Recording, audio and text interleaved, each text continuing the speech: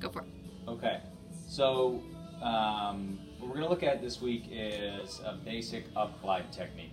Up glide techniques can be used for mobilization, they can be used for manipulation. I just want to get the idea and theory across to you guys so that you can start thinking through these things, start playing around with the idea of locking above or below the treatment segment, and start maybe getting your hands busy a little bit before lab. In lab, we're going to go over a lot of different techniques. We're going to go over up glides, down glides, gapping and translatory techniques, high velocity and low velocity. But if you have the basics of an up glide and a down glide and the basic concept of how to lock, I think it will make lab less intimidating. We'll be able to get more done. So for this week, a simple up glide technique. You have to visualize the plane of the facet joint in the mid to lower cervical spine. We're roughly on that 45-degree angle. Maybe a little bit more shallow in the very upper cervical spine, maybe closer to the coronal plane in the CT junction. But for the most part, if we're visualizing 45 degrees and then fine-tuning basing on what our hands feel, then we're probably pretty good. In the mid to lower cervical spine, we can choose to lock down from above or lock down from below. I'll show you two different options. If we're going to up glide C2 on C3 on the right side, during quick testing we find hypomobility of that segment. I'm going to mobilize in this angle, visualizing the 45-degree plane of the facet joint, right? My mobilization hand here is going to be producing left side bending, left rotation with a little bit of a flexion bias.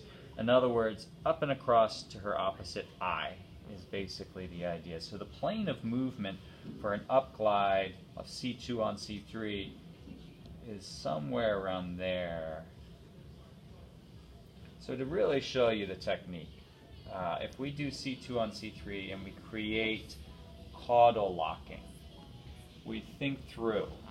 Our treatment technique involves what direction of rotation. So an up glide on the right is going to include left rotation. So then we ask, okay, in the mid to lower cervical spine, what side bending is non-coupled with left rotation? And that would be right side bending is non-coupled with left rotation at C2-3. So we take all the levels below C2-3 and we side bend to the right. And I can see that I've taken all the slack down through lower cervical spine. Her left shoulder starts to come with me a little bit if I go any further. And then I make sure to grab a hold of C2. And I create left side bending of C2-3. So in this position, I should have left side bending of C2 on 3, and I should have right side bending of C3 and everything below it. I'll hold that left rotation, C2 on 3, create a little flexion bias, grab a hold of C2, pedicle of C2 on the right. My left hand is going to stabilize through zygomatic arch and a contact of C2 on the left. Come up tall, my right elbow is going to extend, and I'm going to be able to use my parascapular muscles to create the up glide. So from neutral to fully all the slack out. If I let go, her neck bounces back. I'm at the barrier. When I produce that left rotation of the up glide, C2 on 3, C3, 4, 5, 6 want to go with it, except they're being held in right rotation. So they cannot follow into, or sorry, they're being held into right side bending. So they cannot follow into left rotation. So if you have any concerns or questions about that, look back through the biomechanics lecture, think through this, watch the video again. If it still doesn't make sense, email me. Also, we can create stability from above. So if I want to upglide C4 on C5 on the right side, and I want to lock through this from cranially, and I want to leave C6 and C7 alone, I can create a little bit of right side bending, left rotation, which is coupled in the upper cervical spine. So for CO and C1, this is coupled movement, and we're really just taking the slack out. But then I'm going to continue that side bending down through C2, and C3, all the way to C4.